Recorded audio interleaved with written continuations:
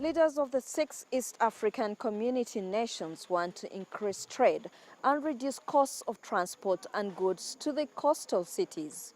Road and rail network projects across the region to interlink the countries are ongoing, but leaders say they would like to see work move faster. The countries have already realized one-stop border posts to enable speedy clearance of goods and services moving within the region. They hope to mobilize money by attracting foreign investment. We are not only talking about raising the money through domestic revenues, but we are talking about private-public partnerships. In other words, making it possible for the private sector to participate. The countries are aiming towards a seamless railway line and hope to lower time and costs of doing business across the region. Kenya is ahead of other states on the construction of its part of the railway, with 70% work completed. The leaders have also agreed on enhancing the construction of oil and gas pipelines and refineries. The EAC states have discovered oil and gas reserves and are working together to see production start.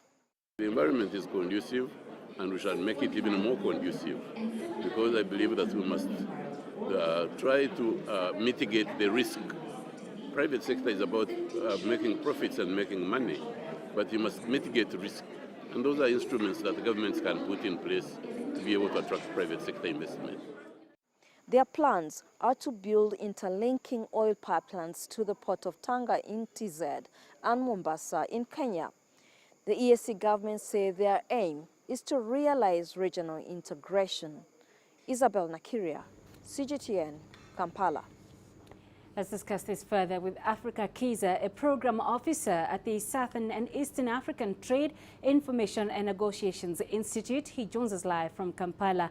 Kiiza, welcome once again to the show. Now, the U.S. has been keen on the outcome of the discussions in Uganda with regards to the ban on importation of used clothes. Has there been a change of heart from Rwanda, Uganda and Tanzania? What's their position? Thank you, Penna. No, there hasn't been any change of plans. Both the countries remain committed to phase out the importation of second-hand clothes, and they are committed to give East Africans choices for better quality textile and footwear products. So the status quo has been maintained as per the summit. Well, Kiiza, can these countries afford to lose out on the AGOA opportunities? What are the consequences of being locked out by the U.S.? Yes, there are some short-term losses, which are, of course, bound to happen, but they are going to be overtaken by the long-term gains. What am I saying? For example, there are many people that are being employed in the trade in selling of second-hand clothes, and the revenue shortfalls that are going to happen if we impose such a ban. But if you look at the global statistics, for example, Uganda's import bill for second-hand clothes is $888 million US. Now, for the USA, Uganda's import bill for second-hand clothes from the USA is $444 million US. It means that if we were able to impose a phasing out of second-hand clothes, we would have $888 million US remaining in the economy. That would mean a lot. And for example, on the AGOA market, which we might maybe get locked out, our share of AGOA as Uganda, Tanzania, and Rwanda is only $43 million US per year, while the USA for the share of the Tanzania, Uganda, and Rwandan market is $283 million US per year. So you find that Uganda and Kenya, and Uganda, Tanzania, and Rwanda are not benefiting a lot from AGOA, and the USA is benefiting a lot. So it is important that we take an opportunity to be able to forego the meager share we have under AGOA and develop our textile and leather industries.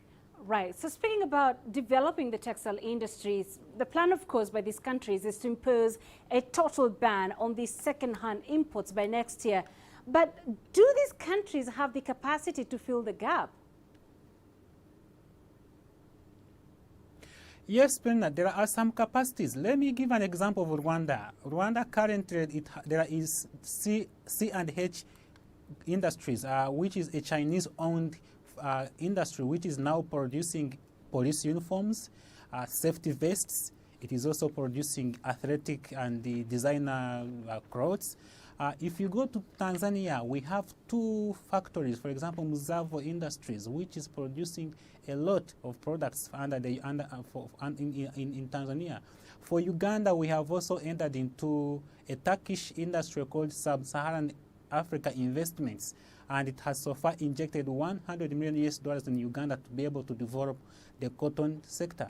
So there are various efforts that are ongoing. We have put in place strategies, AGOA, rather second-hand leather strategies, cotton textile strategies, which are going to help us to develop the cotton industries, to develop the cotton sector, but also to be able to develop our capacities to generate local production and competition afterwards. So yes, there are strategies which are ongoing, policies and frameworks which have been put in place, but also organizing and mobilizing of farmers, especially in the cotton sector, has been ongoing. So we believe that by the time we impose this ban, there are some capacities domestically which have been developed, and we'll be able to undertake the production sustainably of clothes in the East African market.